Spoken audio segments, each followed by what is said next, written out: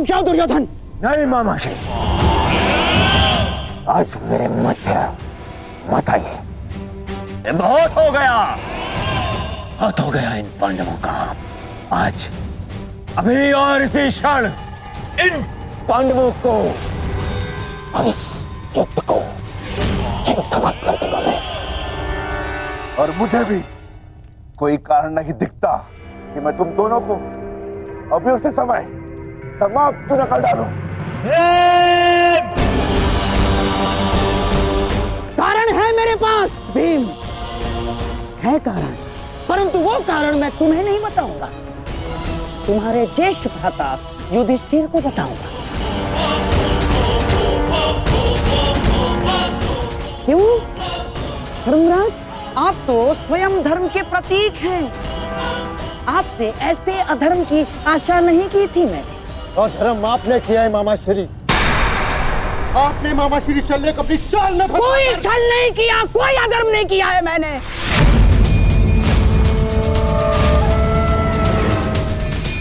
कदाचित आप भूल रहे हैं धर्मराज कि अभी तक युद्ध के कोई नियम निर्धारित नहीं हुए, तो हम पर कोई बंधन नहीं है। हम अपना पक्ष बढ़ाने को पूर्ण स्वतंत्र हैं और हमने जो कुछ भी किया ना धर्मराज, वो हमारा अधिकार था। और क्या किया हमने? हैं? हमने केवल और केवल एक अतिथि का सत्कार किया, बस। मातृदेव भव, पितृदेव भव, आचार्य देव भव, अतिथि देव भव। पढ़ा होगा आपने, हैं? अपने धर्म में। तो बताइए, एक अतिथि का सत्कार करना क्या दंडनीय है? और कोई छल नहीं किया इस पौंड्रक वासुदेव ने। अतिथि ने पौंड्रक वासुदेव को अपना परिचय पूछा तो उन्होंने बता दिया, उसमें क्या भूल की।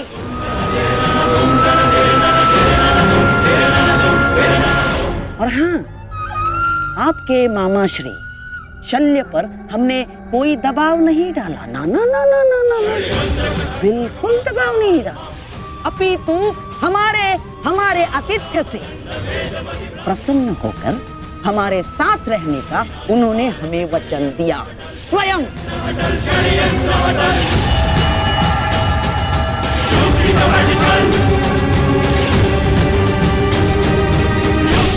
धर्मराज, मुझे खेद है कि आपको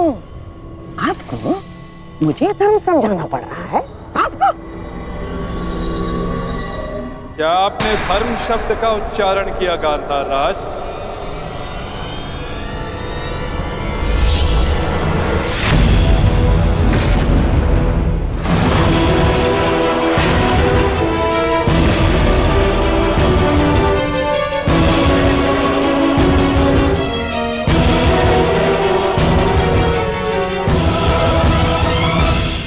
धर्म अधर्म का ज्ञान आपके मुख से सुनकर आश्चर्य हुआ, उनके मुख से जिन्होंने स्वयं कभी धर्म की सीमा का मान न रखा, न राजभवन में, न उत्तराधिकारी के चुनाव में,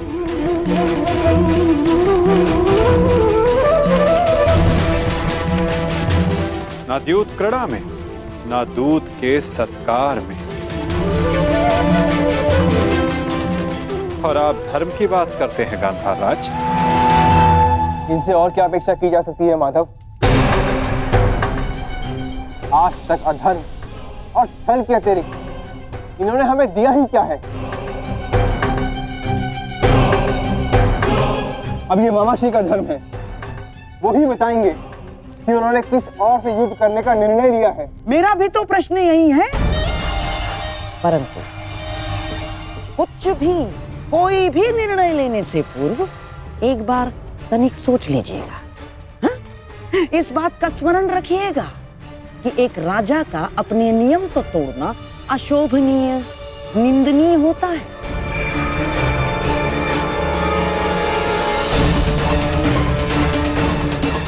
कैसे आपकी प्रजा आपका सम्मान करेगी जो राजा अपने दिए हुए वचन को तोड़ देता है, दिए हुए वचन से पलट जाता है। क्या क्या मुख लेके जाएंगे आपके प्रजा के समक्ष आप? तो युद्ध में आप किसका साथ देंगे? अपने भांजों का या अपने वचन का सम्मान करेंगे, मान करेंगे? पुत्र नकुल, मुझे क्षमा कर दो, परंतु मेरे पास कोई विकल्प ही नहीं है।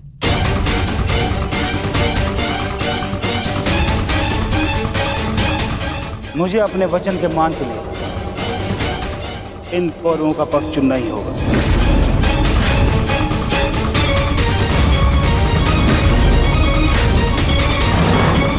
तो ठीक है मामाश्री, अब हम भी आप पर प्रहार करने के लिए सज रहेंगे।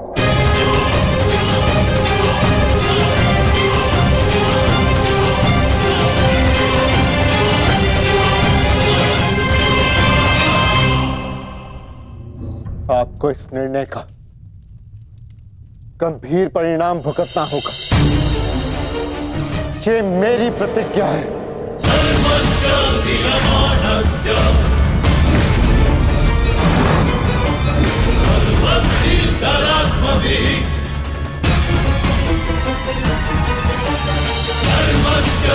पुत्र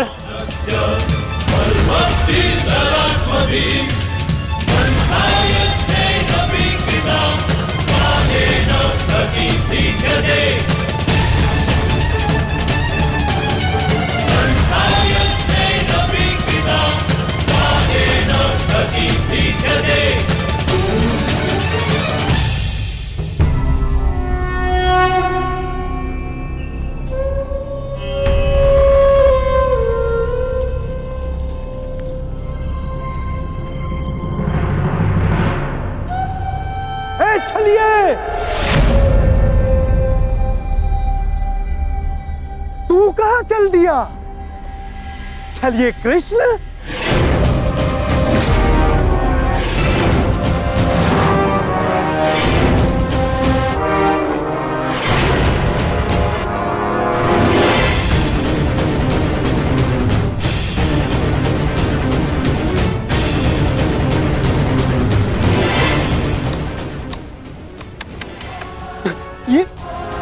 ये क्या देख रहा हूं? वो कृष्ण जिसके मुख से मुस्कान कभी जाती ही नहीं थी, आज वो इतना गंभीर मुख बनाकर बैठा है, इतना विद्रूप मुख बनाकर बैठा है। तनिक सोचो, युद्ध के पूर्व ही तुम्हारी ये दशा है, तो युद्ध के पश्चात तुम्हारी कैसी दशा होगी? अब मुझे तुम्हें देखकर क्रोध नहीं आता, दया आती है, दया।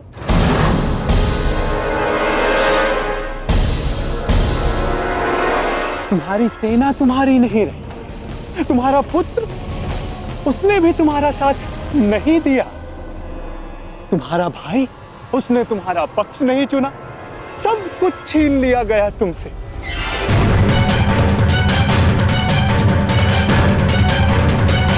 अरे हाँ, मुझे तो अभी स्मरण हुआ, तुम तो बड़ा मायावी बनते हो ना, तो क्यों नहीं रोक लेते ये सब?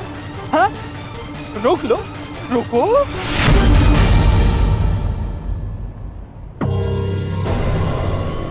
अरे हाँ, विचार करने वाली बात तो ये, जब मैंने तुमसे तुम्हारा सब कुछ छीन लिया, तो तुम उस सुदर्शन चक्र का क्या करोगे?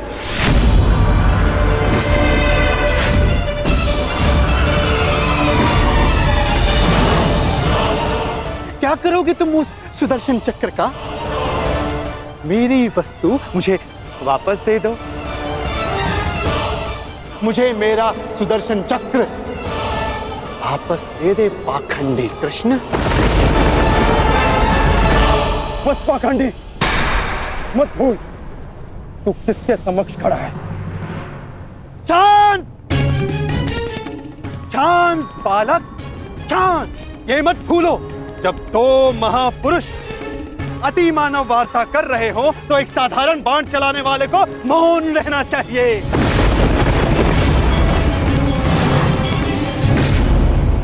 दुष्ट पौंद्रक, मैं आज ये सिद्ध कर देता हूं तू कितना बड़ा अतिमानव है। अरे मूर्ख, तू अपनी तुलना वासुदेव से करता है। यदि साहस है तो आ और आके मुझसे युद्ध कर।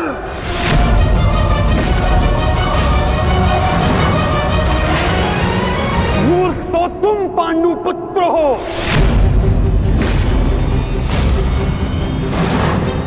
जो ये कभी नहीं समझ पाए कि कोयला कौन है और हीरा कौन, स्वर्ण क्या है और ताम्र क्या है। तुम सब अपनी आंखें खोल के देखो, ये जो तुम्हारे समक्ष खड़ा है ये छलिया है और मैं ही हूं वास्तविक वासुदेव, पौंद्रक वासुदेव, महाशक्तिमान, महाबलशाली। इस सृष्टि का वास्तविक रचयिता मैं ही हूं।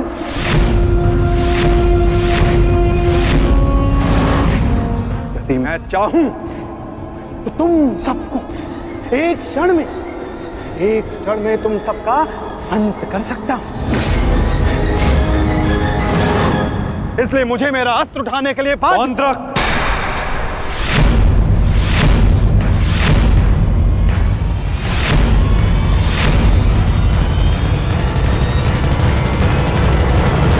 अपनी सीमा लांघने का दुस्साहस मत करो।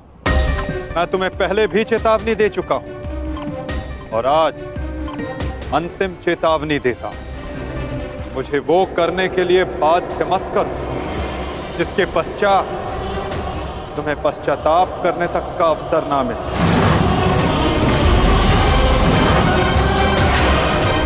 जाओ यहां से पौंद्रक।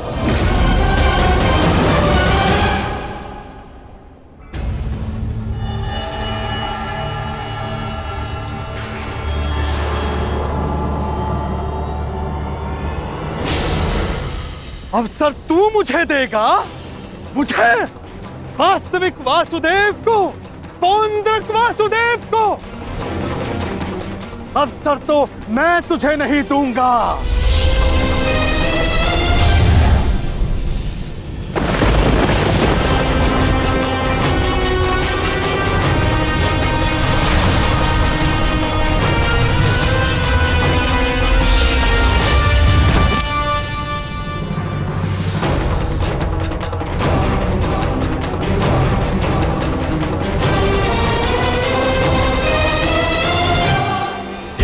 दृष्टि से बाण शक्ति से जीते ये सारा रण, शांत चित धरे आत्मबल भरे जीते हर बाधा कर, छूट ना पाए लक्ष्य हो जाए सा झुका होकर, वेग है सूर्य तेज है कवच चढ़ा इसके। दोबारा ऐसा दुस्साहस मत करना, अन्यथा कुछ करने के योग्य नहीं रह जाओगे पौंद्रक। मेरे पक्ष में होकर मुझे पर प्रहार करता है मूर्ख दुर्योधन। ये तुम्हारा मित्र है या शत्रु? तुम्हें पूर्ण विश्वास तो है ना कि ये हमारे ही पक्ष में है? इस सूत पुत्र मित्र को समझा दो कि मेरे और उस पाखंडी कृष्ण के मध्य आना बंद करे, अन्यथा तुम्हारे मित्र को दुष्परिणाम भुगतना होगा। मित्रगण, पौंद्रक को उचित कह रहा, तुम हमारे पक्ष में हो। पौंद्रक को वासुदेव पर प्रहार करने से क्यों रोका?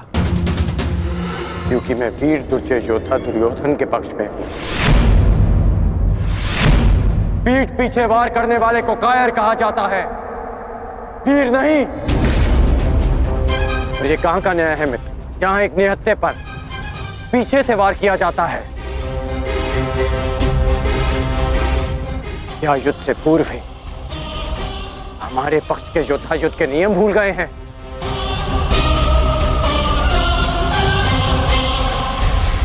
तुमने ऐसा सोचा भी कैसे? तुम इस भांति वासुदेव को वश में कर लोगे।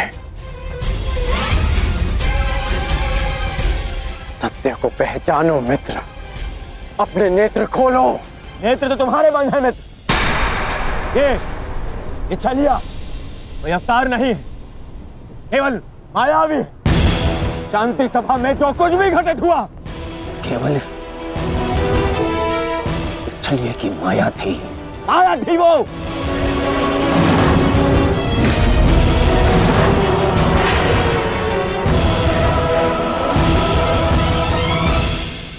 नहीं मित्र, तुम फिर से भूल कर रहे हो।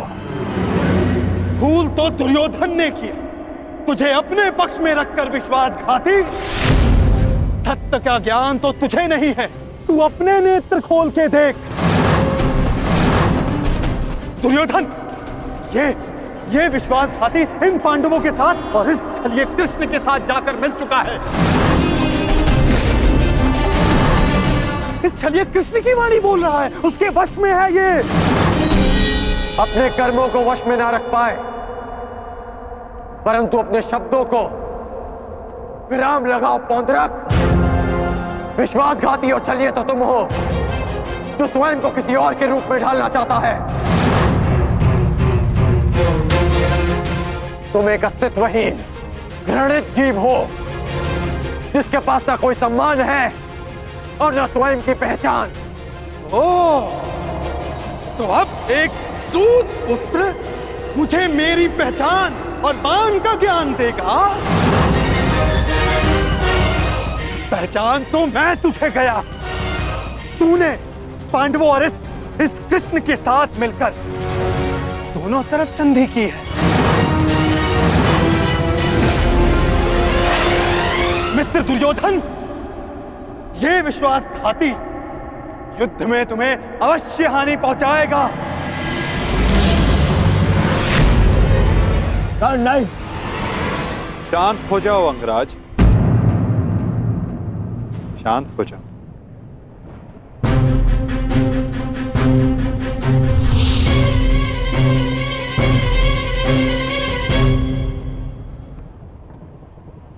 उचित ही तो कहा था पौंद्रक ने।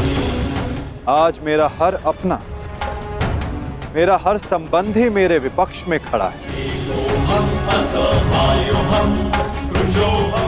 और अब तो मेरा नाम भी मेरा नहीं रहा, उसे पौंद्रक ने ले लिया। सत्य कहा तुमने पौंद्रक, तुम्हें वो अवश्य मिलना चाहिए जिसके तुम अधिकारी हो।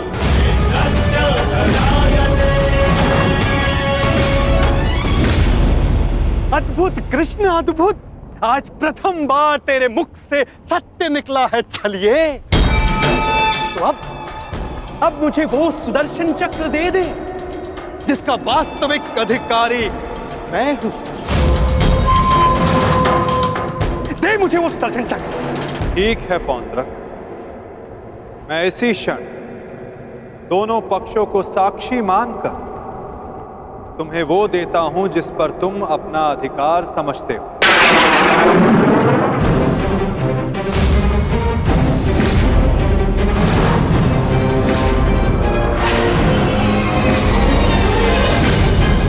जो निश्चित रूप से तुम्हें वासुदेव में परिवर्तित कर देगा।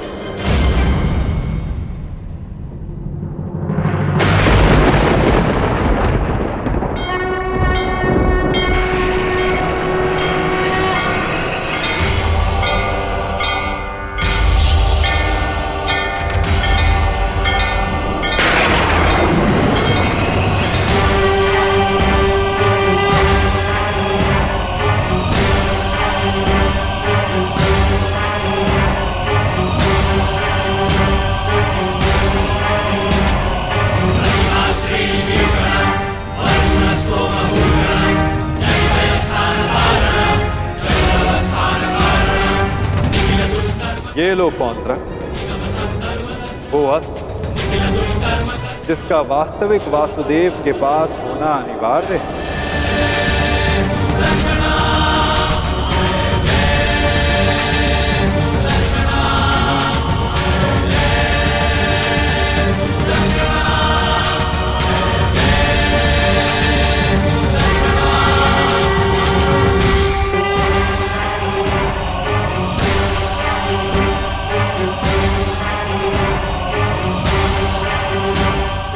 ये लो पौंद्रक, वो अस्त्र जिसका वास्तविक वासुदेव के पास होना अनिवार्य है।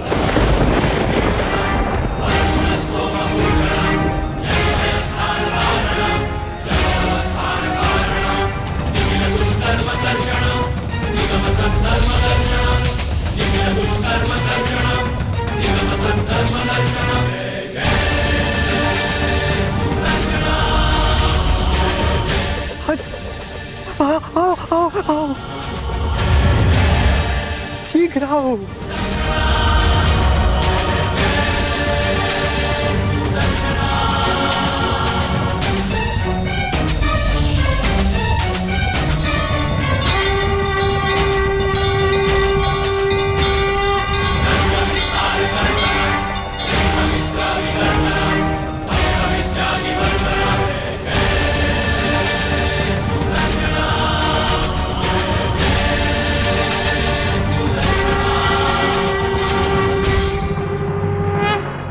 अंततः वो समय आ गया जिसकी मुझे बरसों से प्रतीक्षा थी। मुझे मेरा सुदर्शन चक्र मिल गया मुझे मेरा सुदर्शन चक्र। अब मुझे परास्त कोई नहीं कर सकता, क्योंकि मैं अब सर्वशक्तिशाली हूं।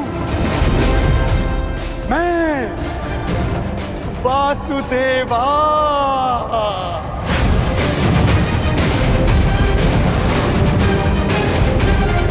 सुदर्शन चक्रधारी पौंद्रक वासुदेव।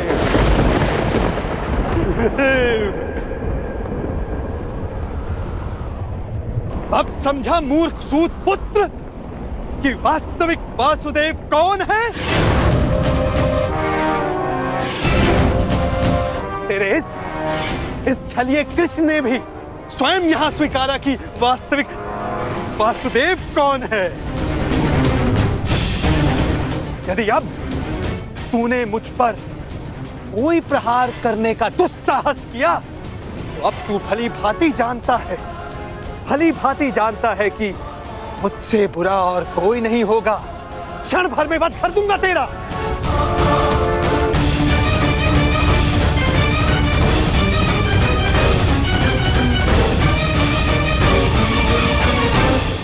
और तुम पांडु पुत्रों, अब तुम देख रहे हो ना कि सुदर्शन चक्र अब किसके हाथों में है? मेरे वास्तविक वासुदेव के हाथों में है ये सुदर्शन चक्र। अब तुम सब मेरी पूजा करो, क्योंकि मैं ही वास्तविक वासुदेव हूं।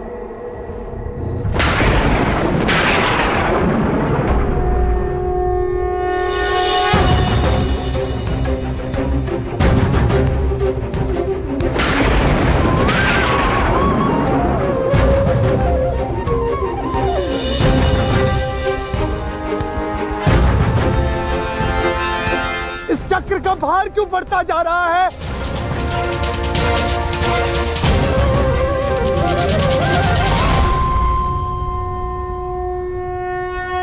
दुर्योधन, ये चक्र भारी होता जा रहा है। ये चक्र मुझे कुचल देगा।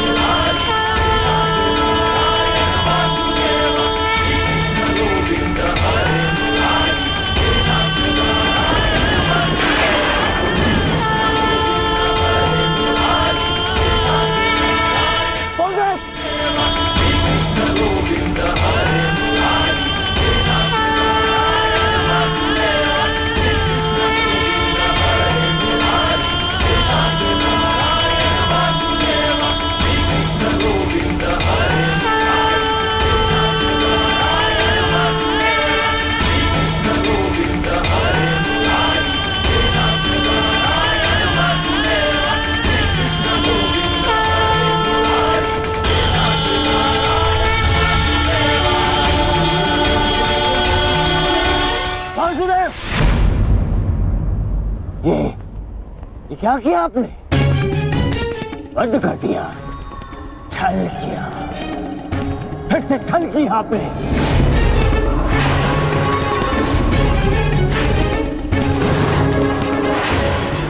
ये उचित नहीं किया आपने वासुदेव, नहीं किया उचित। शांत दुर्योधन।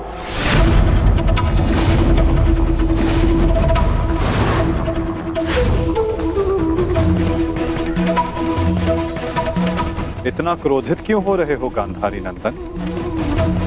मैंने तो तुम्हारे मित्र को वो दिया जो वो मुझसे मांग रहा था। अब वो उसका भार नहीं सह पाया, ये मेरा दोष नहीं। औंद्रक ने अपनी मृत्यु का आवाहन स्वयं किया था दुर्योधन, और इसके लिए तुम्हें आक्रोश में आने की कोई आवश्यकता नहीं। क्रोध नहीं आएगा, क्रोध आना आवश्यक है।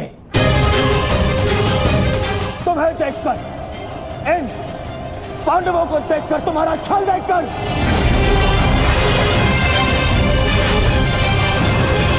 कैसा छल दुर्योधन? तुम्हारा मित्र पौंद्रक मेरा वेश धारण करता रहा, वो मेरी शक्ति, मुझे मिले सम्मान से आकर्षित हुआ। वो मेरे जैसा बनना चाहता था, परंतु वो ये नहीं समझ पाया कि शक्ति और सम्मान किसी का वेश धारण करने से, किसी का रूप धारण करने से नहीं मिलती। शक्ति और सम्मान मिलता है परिश्रम से, कर्मों से। यदि लौह को सुनहरे रंग से पोत दिया जाए तो उससे आभूषण नहीं बनते दुर्योधन। स्वर्ण बनने के लिए कड़ी अग्नि परीक्षा देनी होती है, कसौटी पर खरा उतरना पड़ता है दुर्योधन। और तुम्हारा मित्र सुदर्शन चक्र की कसौटी पर खरा नहीं उतर पाया, और अंततः उसने अपना नाश कर लिया। तुम्हारी हानि पर मुझे खेद है दुर्योधन, परंतु पौंद्रक के अंत पर नहीं, क्योंकि उसके कर्मों का फल ही यही है।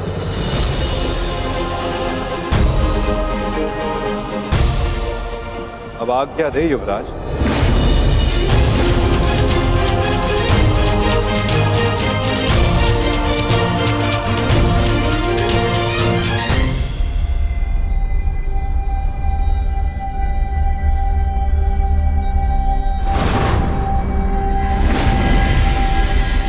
कल युद्ध के नियम निर्धारित किए जाएंगे गांधार राज।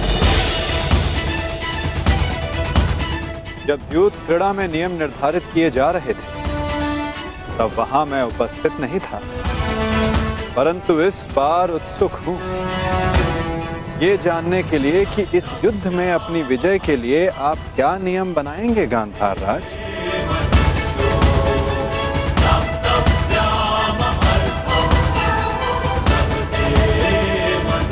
कल के सूर्य उदय की प्रतीक्षा रहेगी मुझे।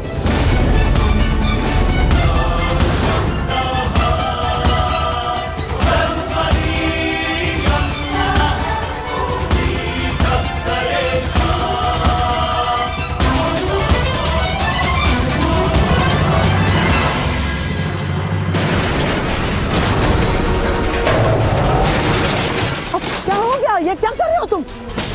हाँ, देखो देखो दुर्योधन, देखो। ना ना ना नहीं नहीं नहीं दुर्योधन। मैं उस वासुदेव को नहीं छोड़ूंगा।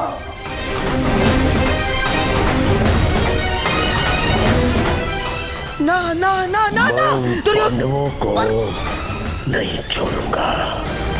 ये क्या कर रहे हो? क्या कर रहे हो तुम दुर्योधन? ईश्वर के लिए शांत हो जाओ। देखो कुछ नहीं होगा, मैं बता रहा हूँ, विश्वास रखो मुझ पर। आप शांत हो जाइए, अन्यथा मैं आपको शांत कर दूंगा। नहीं नहीं नहीं, देखो देखो देखो देखो दुर्योधन। हाँ, शांत हो जाओ दुर्योधन। देखो तनिक सोचो, पौंड्रक के जाने से हमें कोई हानि नहीं पहुंची है, कोई हानि नहीं पहुंची है दुर्योधन। इस संसार में हर कोई अपना एक प्रयोजन लेकर आता है और पौंड्रक ने भी यही किया। पौंड्रक का केवल एक ही प्रयोजन था कि वो मद्रराज शल्य को भ्रमित कर दे, और पौंड्रक ने अपने जीवन का प्रयोजन सिद्ध कर दिया है दुर्योधन। अब हमारे पास 11 अक्षौणी सेना है और पांडवों के पास केवल 7 दुर्योधन, केवल 7।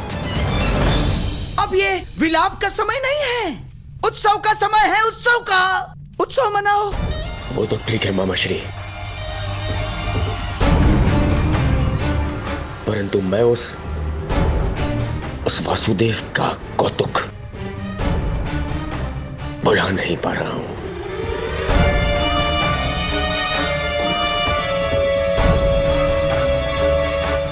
हाँ हाँ, देखो सब ठीक हो जाएगा दुर्योधन। हाँ? तुम बैठो बैठो बैठो। अब ये सब कुछ छोड़ो ना दुर्योधन। देखो युद्ध में वो कृष्ण छलिया कुछ नहीं कर पाएगा। पूछो क्यों? तो निहत्था है वो।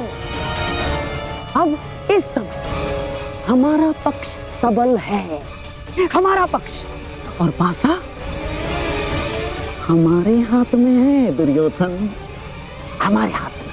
कैसा पासा? अब देखो कल युद्ध के नियम निर्धारित किए जाएंगे। ऐसे नियम बनाऊंगा कि पांडव पक्ष आ जाएगा, और फिर वो छलिया कुछ नहीं कर पाएगा, वो छलिया।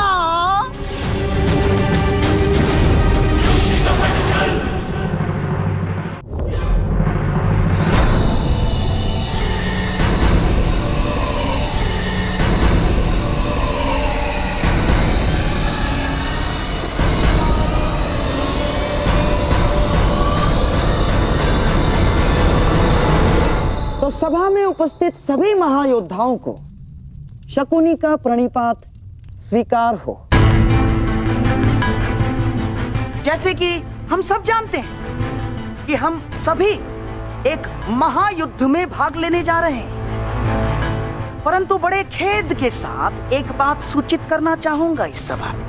जैसे कि हम अर्थात कौरवों पर हमेशा से सदा से लांछन लगते आ रहे हैं, आरोप लगते आ रहे हैं कि हम छल करते हैं, हम कुचक्र करते हैं, हम षड्यंत्र रचते हैं, है ना वासुदेव?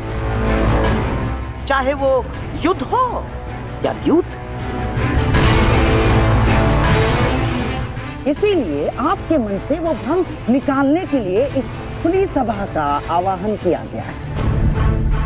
तो वासुदेव, क्या आपकी अनुमति है?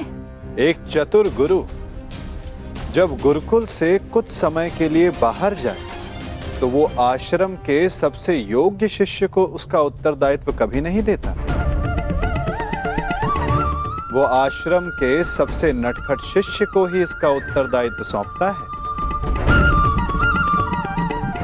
क्योंकि जब बिलाव को माखन की रखवाली के लिए स्वयं बिठा दिया जाए तो किसका साहस कि वो माखन चुरा सके। अर्थात आपको भी अनुमति अवश्य है गांधार राज।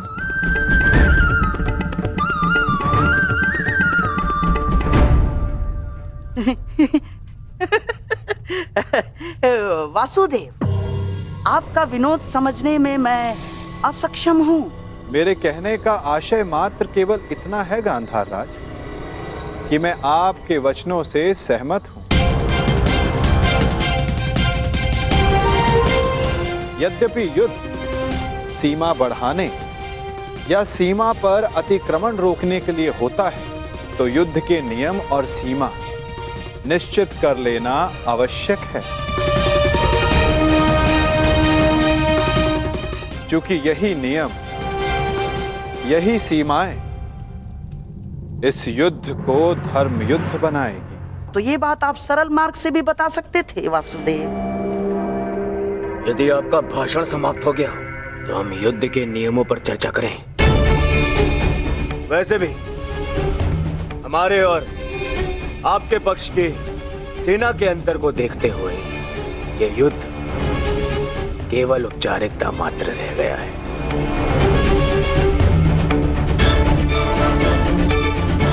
नियम बने या ना बने, हमारी विजय निश्चित है।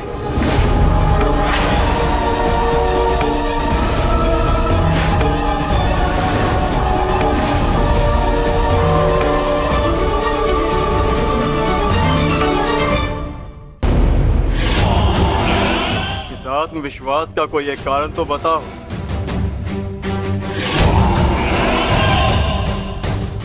था दुर्योधन,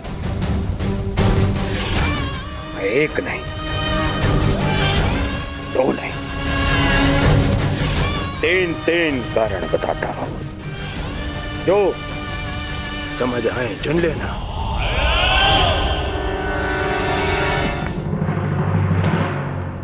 पहला कारण, पितामह भीष्म जिन्हें इच्छा मृत्यु का वरदान है।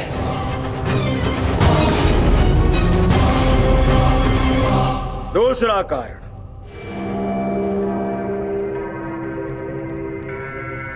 आचार्य द्रोण जिन्होंने तुम पांडवों को शस्त्र संधान की शिक्षा दी है।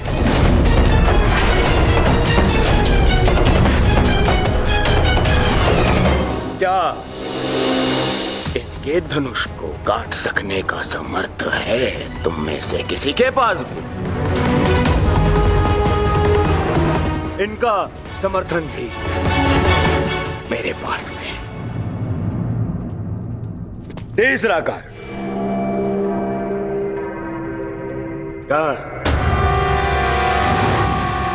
ब्रह्मास्त्र, ब्रह्मांडास्त्र और ब्रह्मशिरास्त्र जैसे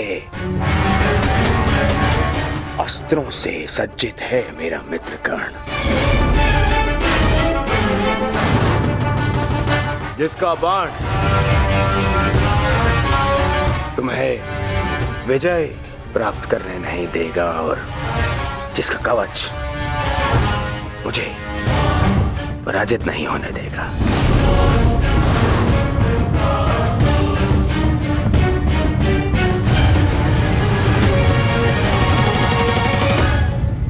इसके अतिरिक्त मामा शकुनी, जिनकी कूटनीति का तोड़ तुम में से किसी के पास नहीं है। हाँ? मामा श्री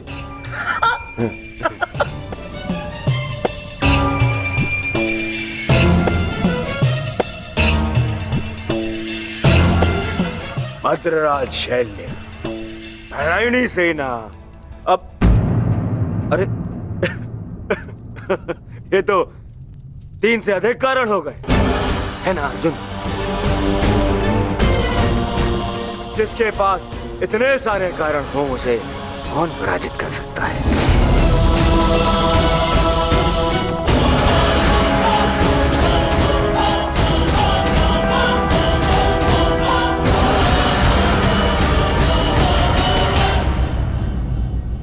विजय और पराजय का निर्णय तो युद्ध के अंतिम दिन होगा हस्तिनापुर युवराज। नियम तो केवल युद्ध का मार्गदर्शन करते हैं। अंत में कौन कितनी सीमा में रहता है और किसे सीमा तोड़ने का दंड मिलेगा, ये तो समय ही बताएगा।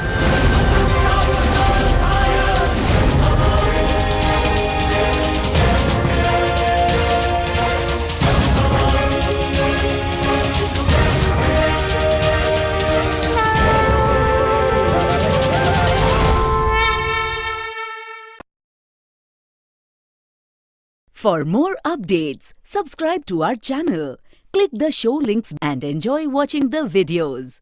विजय और पराजय का निर्णय तो युद्ध के अंतिम दिन होगा हस्तिनापुर युवराज।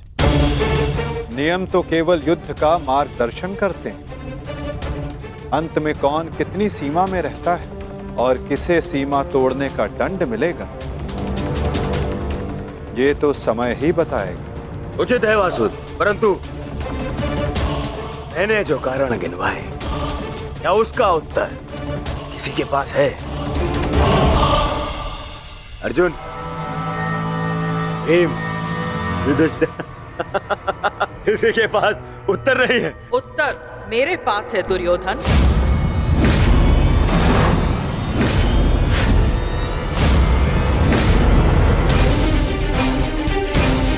मैं नया जन्म लेके आऊंगी भीष्म, तुमसे प्रतिशोध पूर्ण करने।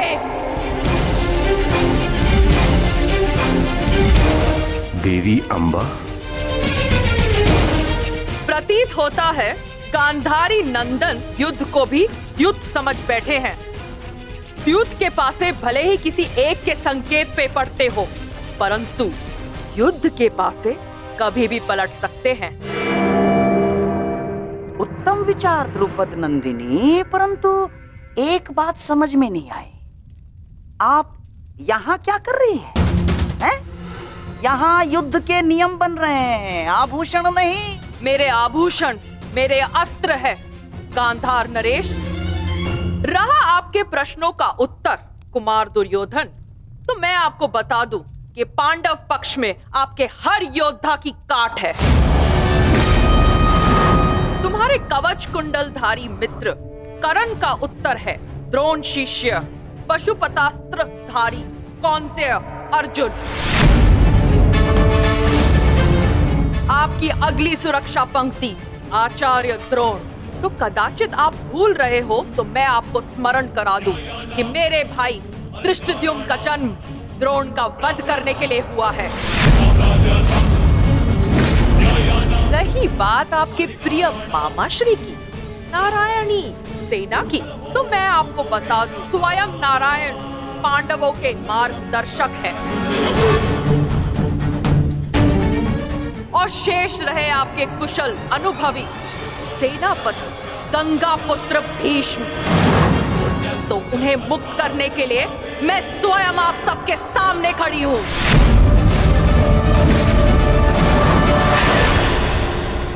महाबली भीष्म को संसार भीषण से भीषण अपनी प्रतिज्ञा से जानते हैं, तो उन्हें यह प्रतिज्ञा भी निभानी होगी कि वो मेरे सामने शस्त्र नहीं उठाएंगे। तो कौरव दल स्वागत कीजिए पांडव पक्ष के सेनापति वीरांगना शिखंडिनी का। अद्भुत पांचाल कुमारी, अद्भुत। परंतु यह समय युद्ध की ललकार देने का नहीं है। यहाँ हम युद्ध के नियम निर्धारित करने के लिए बैठे हुए हैं, इसीलिए आप अपना स्थान ग्रहण करें।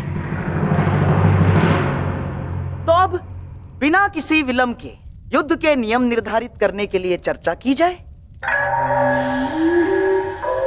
जैसे कि कुरुकुल की रीति रही है कि सदैव सबको समान अवसर दिया जाए, इसीलिए युद्ध के नियम निर्धारित करने के लिए भी हम कौरवों की तरफ से सभी उपस्थित महायोद्धाओं को नियमों का सुझाव देने का समान अवसर दिया जाएगा।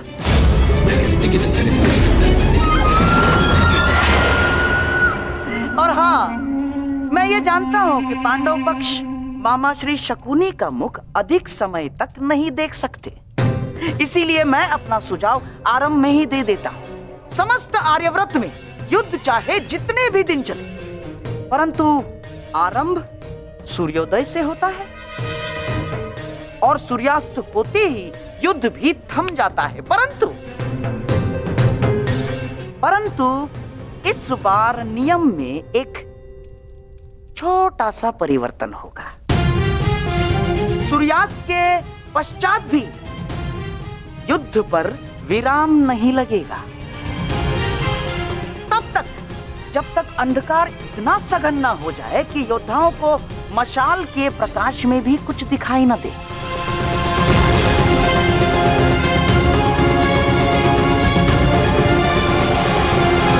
स्वीकार है, परंतु स्मरण रहे मामाश्री, यह नियम सब पर प्रभावी होगा। जब तक अंधकार में मैं देखने में असक्षम ना हो जाऊं, मैं प्रहार करता रहूंगा। और स्मरण तो आपको है ही कि अंधकार में भी अर्जुन अपने लक्ष्य से कभी नहीं चूकता। मेरा भी एक सुझाव है। युद्ध में घायल या लड़ने में असमर्थ या निरस्त्र हुए योद्धा पर विपक्षी प्रहार नहीं करेगा। अति उत्तम मित्र, हमें स्वीकार है। अद्भुत अंगराज, आपका न्याय दर्शन तो सराहनीय है। हमें आपका ये नियम स्वीकार है। समान पद वाले योद्धा समान पद के योद्धाओं से द्वंद्व करेंगे।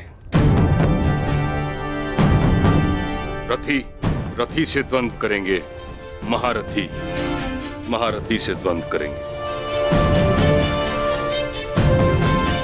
अश्वरोही से अश्वरोही द्वंद्व करेंगे और गजरोही से गजरोही द्वंद्व करेंगे। एक योद्धा केवल एक योद्धा से युद्ध करेगा।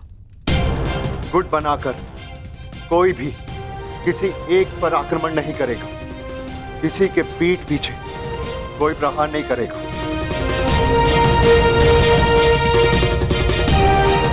यदि विपक्षी ने पहले छल किया तो क्या प्रतिपक्षी को उसका उत्तर देने का अधिकार है? वो योद्धा की सोच पर निर्भर करता है विकोदर। एक महत्वपूर्ण नियम, इस युद्ध में वही योद्धा एक दूसरे का सामना कर सकता है जिसके पास समान रूप से अस्त्र, शस्त्र और शक्ति होगी। दुर्बल पर प्रहार करना निषेध होगा। और इस युद्ध में गदाधारी गदा युद्ध के नियम से और धनुर्धर धनुर्शस्त्र के युद्ध से युद्ध करेंगे। और सबसे महत्वपूर्ण नियम, इस युद्ध में किसी भी प्रकार का छल, कुचक या षड्यंत्र नहीं होगा। स्मरण रहे। हमें स्वीकार है।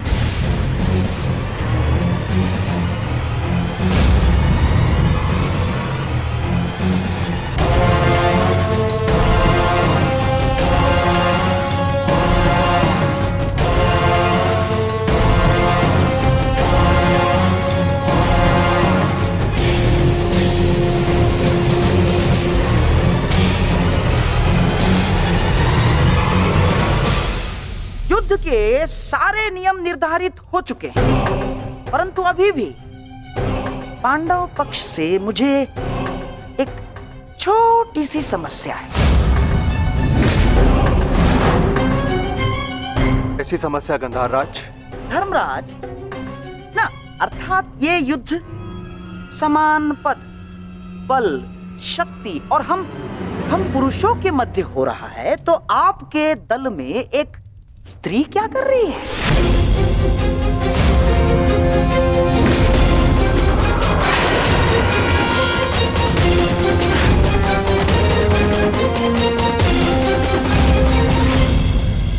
ना, पुरुषों के युद्ध में एक स्त्री का भाग लेना युद्ध के नियमों के विपरीत है धर्मराज। ये नियम आप जैसे द्रुत पुरुषों ने बनाए हैं, जो स्त्री को तुच्छ मानते हैं, केवल वस्तु मानते हैं। शिव शिव शिव शिव शिव शिव शिव शिव, ये क्या कह रही हैं आप? ये नियम तो स्वयं महादेव ने बनाए हैं। महादेव, आपको स्मरण है ना, जब देवी पार्वती ने असुरों का नाश करने के लिए माता काली का रूप धारण किया था, तो स्वयं महादेव ने भी उन्हें रोकने के लिए अपने बल का प्रयोग नहीं किया ना, अपितु वो स्वयं माता काली के समक्ष नतमस्तक हो गए। जब स्वयं ईश्वर इस नियम का पालन कर सकते हैं, तो हम तो केवल साधारण मनुष्य हैं। कोई भी पुरुष योद्धा एक स्त्री पर आक्रमण नहीं करेगा, यही युद्ध के आधारभूत नियमों में से एक है। और यदि ऐसे में यानी एक स्त्री को पांडव दल का सेनापति पद दिया जाता है, तो कौरव, बेचारे कौरव तो बिना युद्ध लड़े ही हार जाएंगे। क्या ये अधर्म नहीं है? बताइए। अपने सेनापति के प्राण बचाने के लिए और कोई मार्ग नहीं सूझा आप लोगों को? योद्धा सिर्फ योद्धा होता है, स्त्री या पुरुष नहीं। स्मरण है मां पार्वती, जिन्होंने काली का रूप धारण करके कितने असुरों का वध किया था। हम असुर नहीं है, हम साधारण मनुष्य हैं, मनुष्य, सभ्य मनुष्य। और सभ्य मनुष्य नियमों का पालन करता है। आप सेनापति पद छोड़ दे, यही धर्म है। क्यों धर्मराज?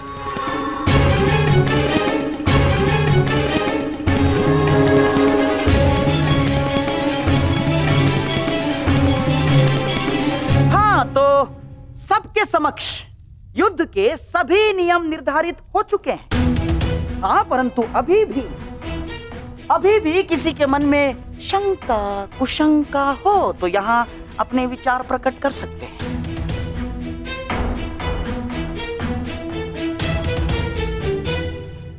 नहीं गांधार राज, इस सभा में बनाए सभी नियम और उपनियम हमें स्वीकार।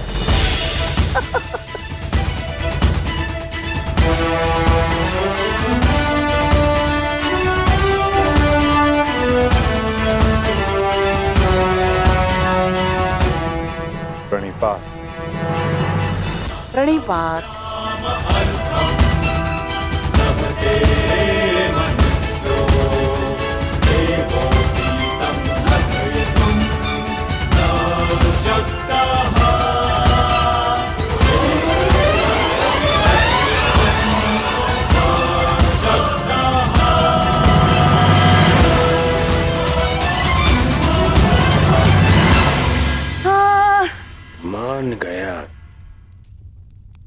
मान गया क्या रणनीति थी मामाश्री। आपकी रणनीति को मैं मान गया मामाश्री। आपकी रणनीति का उत्तर तो आज कृष्ण के पास भी नहीं था। पूरी युद्ध की व्यूहरचना ही बदल दी आपने साधु। साधु। परंतु सुनो, अब ये साधुवाद देने में समय व्यर्थ ना करो दुर्योधन। हमें केवल ये युद्ध आरंभ ही नहीं करना है, अपितु इस युद्ध को जीतना भी है। और युद्ध में विजय प्राप्त करने के लिए अनुकूल परिस्थितियां बनानी पड़ती हैं।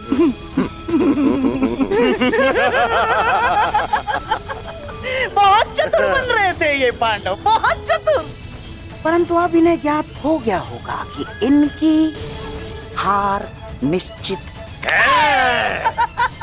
हमने जो चाहा वही हुआ है दुर्योधन।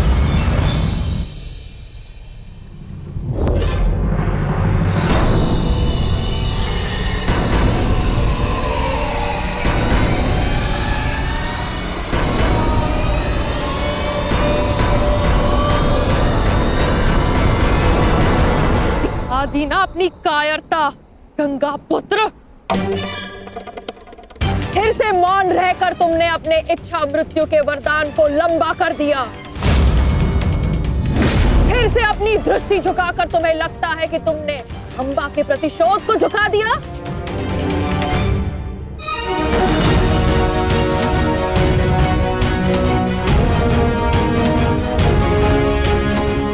आज सिद्ध कर दिया तुमने कि जब अपने प्राणों का प्रश्न आएगा तो गंगा का बेटा भी अधर्म का मार्ग चुन सकता है।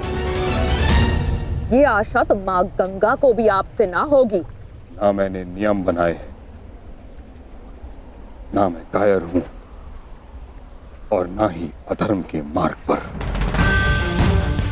मैंने तुम्हें वचन दिया था अम्बा देवी कि जिस समय मेरे जीवन का कोई उद्देश्य शेष नहीं रहेगा, मैं तुम्हें वो शक्ति प्रदान करूंगा कि तुम मेरे इस जीवन का अंत कर सको। अब वो समय आ गया है। तुम्हें कदाचित विश्वास न हो, परंतु मुझे आशा है कि कुरुक्षेत्र में तुम मुझे मेरे भार से मुक्ति दिला दो। वरदान से मुक्ति जो मेरे लिए श्राप बन गया, उस मौन से मुक्ति जो पाप बन गया है भीष्म।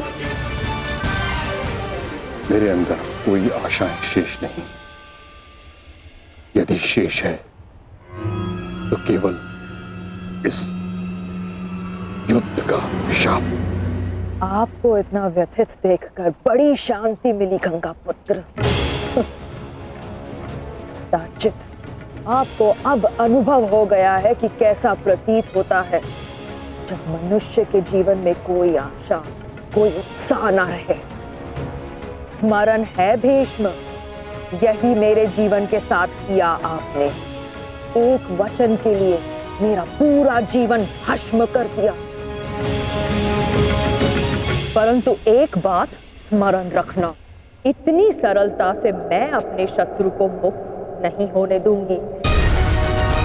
मेरी प्रतीक्षा करोगे तुम गंगा पुत्र कि मैं कब तुम्हें मुक्त करूं। हर पल एक जन्म के समान होगा और प्रतीक्षा का आरंभ होता है अब।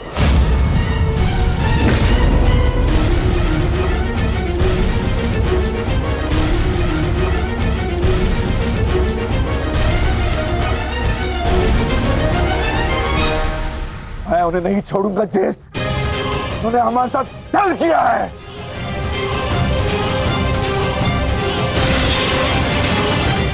दादा भीम, शांत हो जाइए। ठहरो भीम, ये मेरा आदेश है।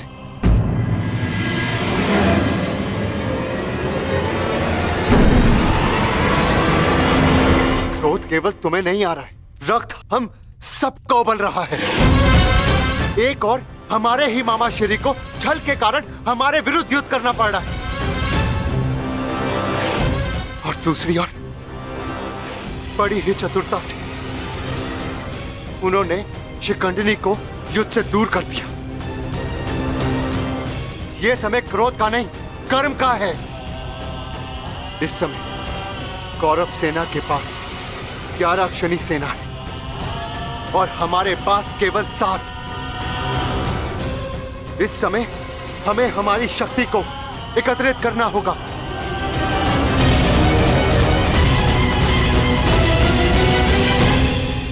वासुदेव, क्या हम कभी भी कौरवों से न्याय की आशा नहीं रख सकते? गांधार राज और दुर्योधन से तो हम न्याय की आशा नहीं रख सकते, परंतु अंगराज कर्ण से, दानवीर कर्ण से आशा अवश्य की जा सकती है।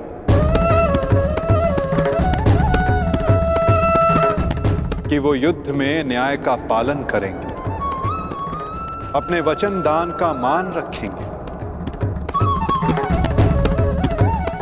हम सब ने देखा कि अंगराज ने कौरवों के पक्ष में होते हुए युद्ध के लिए कैसे न्याय संगत नियम बनाए। परंतु वासुदेव, वो दुर्योधन के विरुद्ध कभी नहीं जाएगा, और उस दुर्योधन से मुझे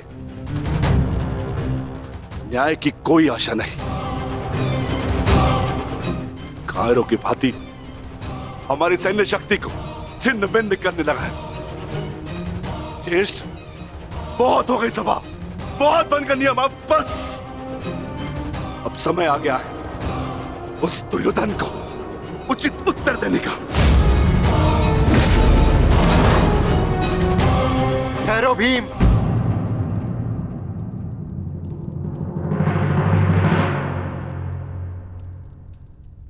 युद्ध का समय अभी नहीं हुआ है अनुज। ज्येष्ठ, मैं तो केवल आपकी आज्ञा का पालन करने जा रहा हूं। आपने तो कहा था ना कि यह समय अपनी शक्ति एकत्रित करने का है, तो बस मैं वही करने जा रहा हूं। मैं अपने पूरे परिवार को इस महायुद्ध में सम्मिलित करने जा रहा हूं। मैं अपने पुत्र महाकाय घटोत्कच और उसके साथी राक्षसों वीरों को अपनी सेना सम्मिलित करने जा रहा हूं।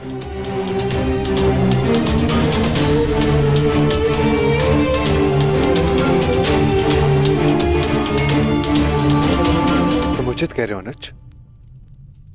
तुम्हें शीघ्र अतिशीघ्र यहां से प्रस्थान करना चाहिए।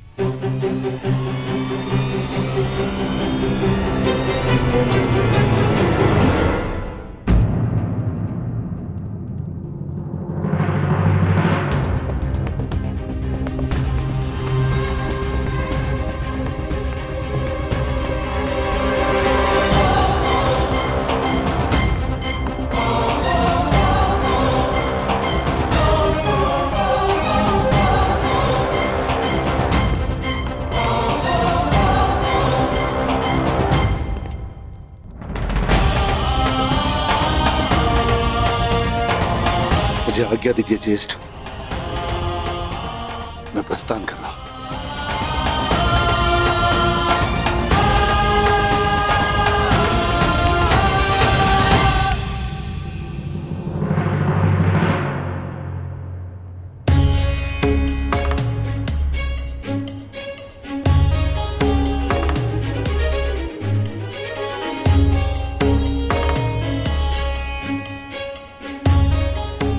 प्रणिपात वासुदेव, मैं अपने पुत्र को लेने जा रहा हूं, आशीष दीजिए।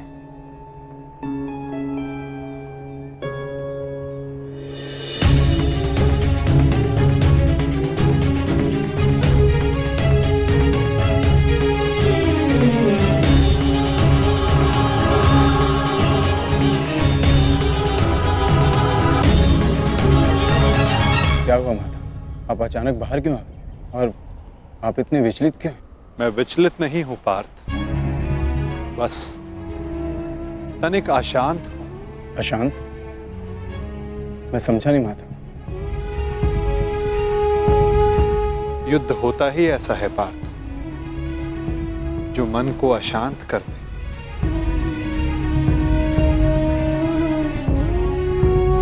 समय एक बहती धारा के समान होता है पार्थ। धारा का स्वर हमारे मन को आनंदित करता है, परंतु ये आवश्यक नहीं कि उस धारा का स्वर सदैव हमारे मन को आनंदित ही करे, उसे विचलित ना करे। फिर ये विचलन क्यों माता?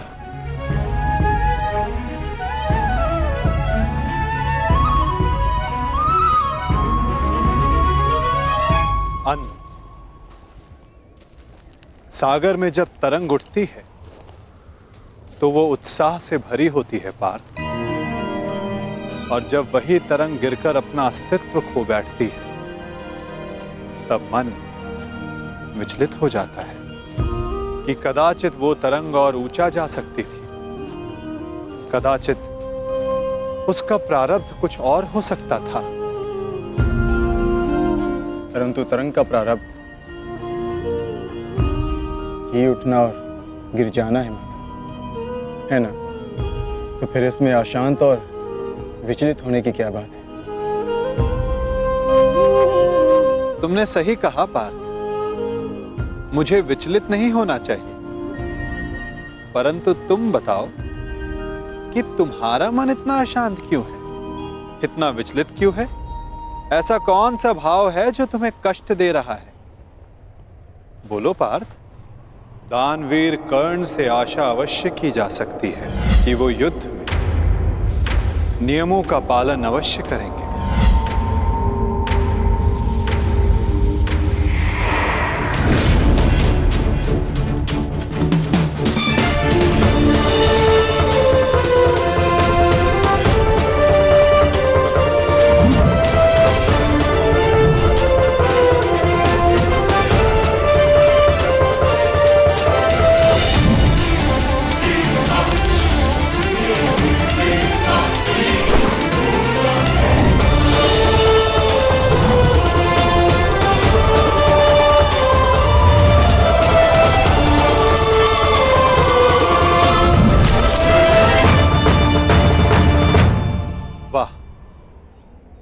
कितना अद्भुत धनुधर है ये।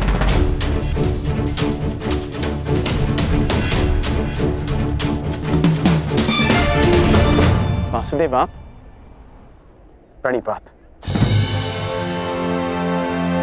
ये मेरा सौभाग्य है कि मैं आपसे टकराया।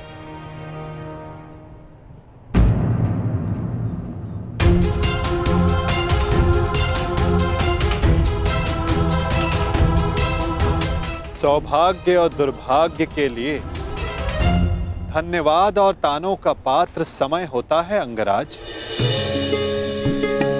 मनुष्य नहीं। उचित परिस्थिति में, उचित समय पर, उचित मनुष्य से मिल जाना सौभाग्य होता है और अनुचित परिस्थिति में उचित मनुष्य से मिलना दुर्भाग्य होता है कर्ण। आपका टकराना तो उचित ही होता है वासुदेव, इसलिए यह सौभाग्य होता है। आज्ञा दीजिए। प्रणिपात।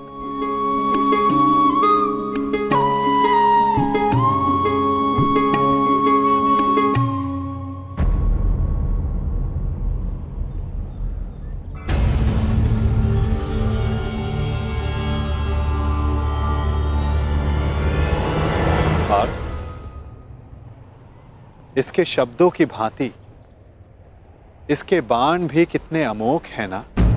शब्दों का तो ज्ञात नहीं, परंतु लक्ष्य भेद करने के लिए मेरे बाण कर्ण से अधिक शक्तिशाली और तीव्र हैं माधव। और ये बात आप भली भांति जानते हैं। आज किसी के शब्दों में धार दिखाई दे रही है पार्थ।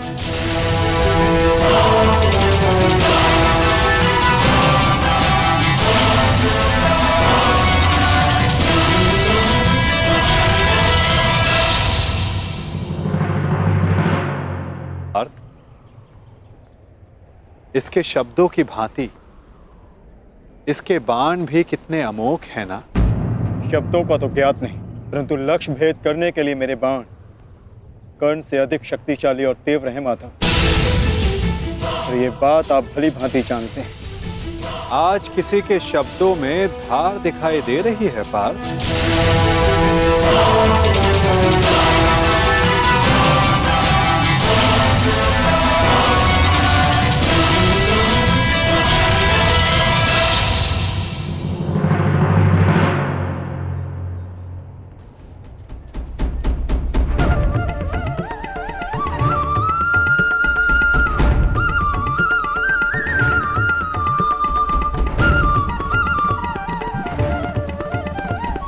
अब बता भी दो अपने सखा को, ऐसी कौन सी बात है जो प्रतिपल तुम्हें और अधिक अशांत किए जा रही है पार्थ।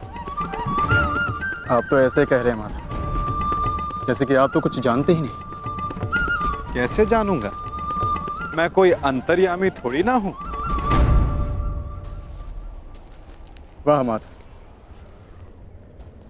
जो संसार में कोई नहीं देख सकता उसे आप देख लेते हैं। जो सबके समक्ष है उससे अनजान होने का अभिनय करते हैं। आप भली भांति जानते हैं इस बात को कि मैं इतना व्यग्र क्यों हूं। क्यों आपके विचारों पर, आपके समय पर उसका अधिकार है। क्यों माधव, क्यों?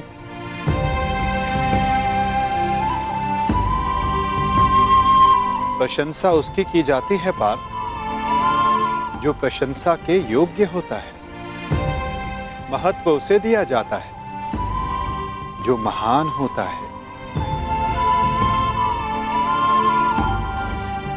और समय उसे दिया जाता है जो स्वयं समय को परिवर्तित करने की शक्ति रखता हो।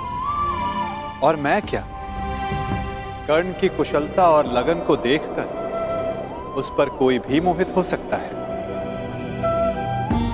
ऐसा कोई नहीं जो कर्ण की कुशलता को अनदेखा कर सके। केवल उनके जो उसके प्रति ईर्ष्या रखते हैं। बस बस माधव, रुक जाइए।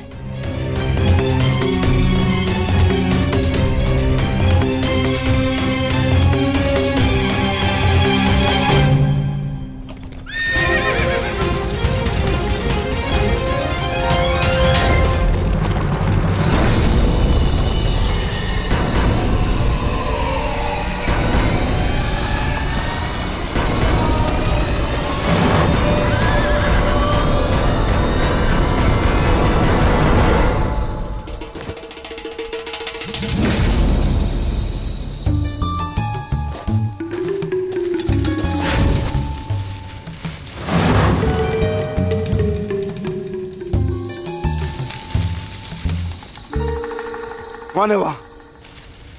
कौन है जो मेरा पीछा कर रहा है? यदि साहस है तो सामने आ। आपको लगता है कि मुझे कर्ण से ईर्ष्या है, परंतु मुझे कर्ण से ईर्ष्या क्यों होगी माता? मैं भी मानता हूँ कि वो एक महान धनुर्धारी है और इस बात का मैं सम्मान भी करता हूँ, इसलिए उसके साथ अपना अधूरा द्वंद पूर्ण करना चाहता हूँ। परंतु माता, आप कैसे भूल सकते हैं, वो अर्जुन ही था जिसने विराट युद्ध में कर्ण को पराजित किया था। वो अर्जुन ही था जिसने कर्ण के रहते हुए पांचाली के स्वयंवर को विजित किया था। मैं स्वीकार करता हूं कि कर्ण एक महान योद्धा है, धनुर्धारी, परंतु मुझे आज तक उसमें कोई अद्भुत बात नहीं दिखी।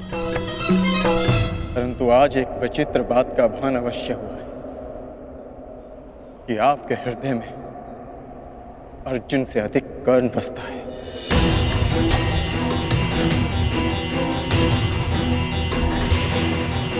पार्थ, विराट युद्धगाह में तुमने नहीं, सूर्यास्त ने उसे परास्त किया था।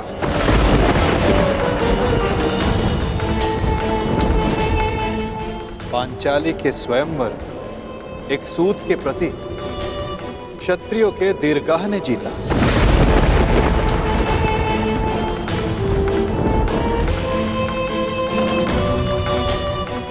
और रही बात मेरे मन में सम्मान की, तो पार्थ, मेरे मन में, मेरे हृदय में जितना सम्मान तुम्हारा है, उतना ही सम्मान अंगराज कर्ण का है। पार्थ,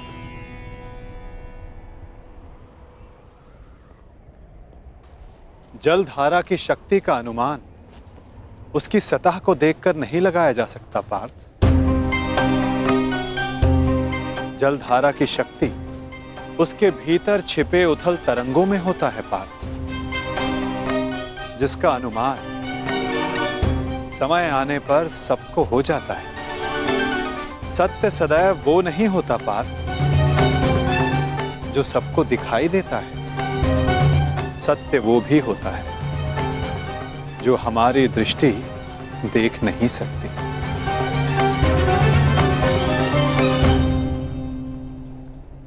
और बहुत शीघ्र तुम्हें उसका अनुमान भी हो जाएगा।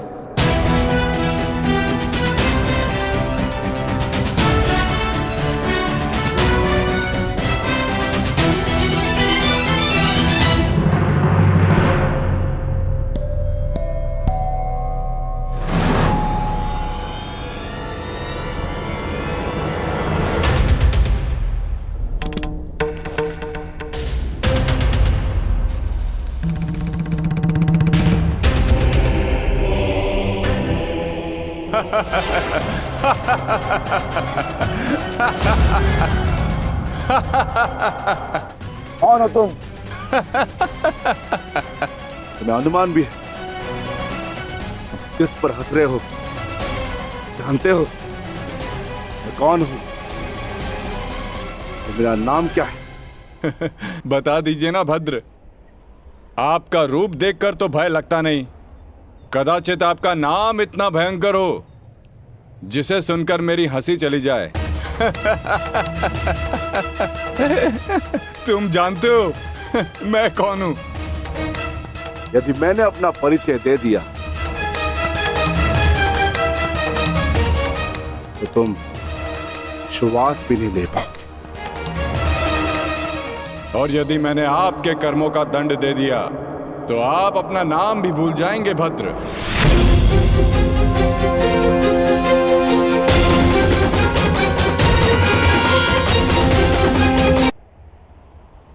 और यदि मैंने आपके कर्मों का दंड दे दिया तो आप अपना नाम भी भूल जाएंगे भद्र।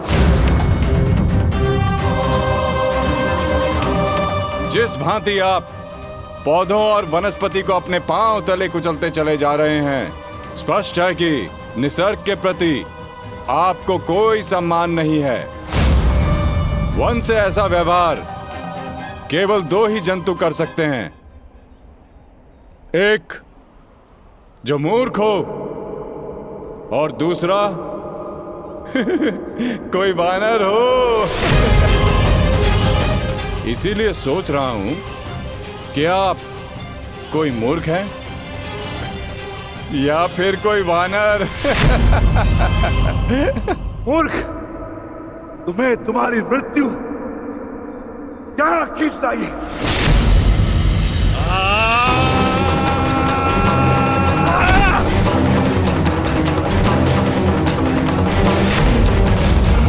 बड़ा चतुर बनता है, तुझे अभी मैं सिखाता हूं कि बड़ों के साथ कैसे व्यवहार करना चाहिए। कुछ भी सीखने के लिए मैं सदा प्रस्तुत हूं भद्र। आगे बढ़िए।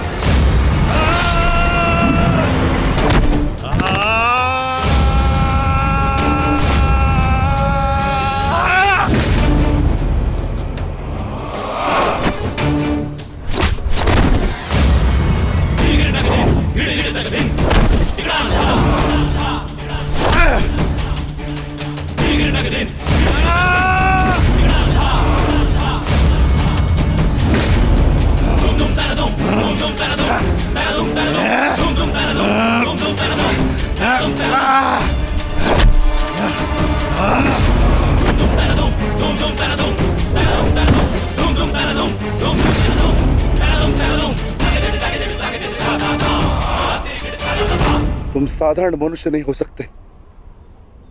कौन हो? कौन हो तुम?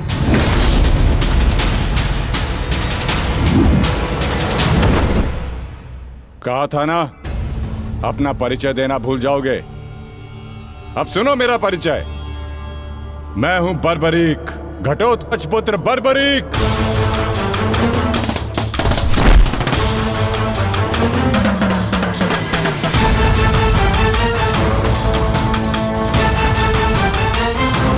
बालक, अपना परिचय देने से पूर्व मेरा नाम तो जान लेते।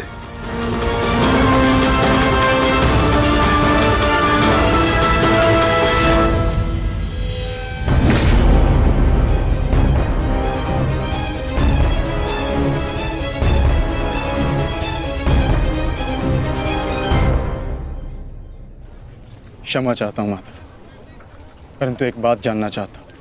ऐसा क्या है उस कर्ण में जो वो कर सकता है और वही सब उससे अधिक कुशलता से मैं कर सकता हूं? अवश्य पार्थ, अवश्य तुम कर सकते हो, परंतु कर सकने में और कर लेने में बड़ा अंतर होता है पार्थ। अर्थात?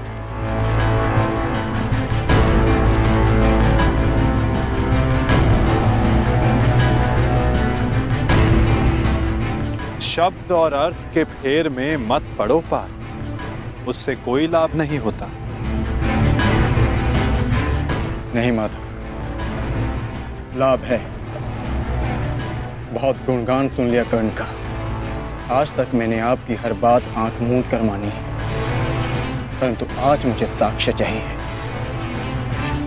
प्रमाण चाहिए कि कर्ण श्रेष्ठ क्यों है। तुम्हें पूर्ण विश्वास है पार्थ कि तुम प्रमाण पाना चाहते हो? हाँ माधव। ठीक है अर्जुन, मैं तुम्हें सिद्ध करके दिखाता हूं। कदाचित उसके पश्चात तुम्हें विश्वास हो जाए। यदि फिर भी विश्वास ना हुआ तो?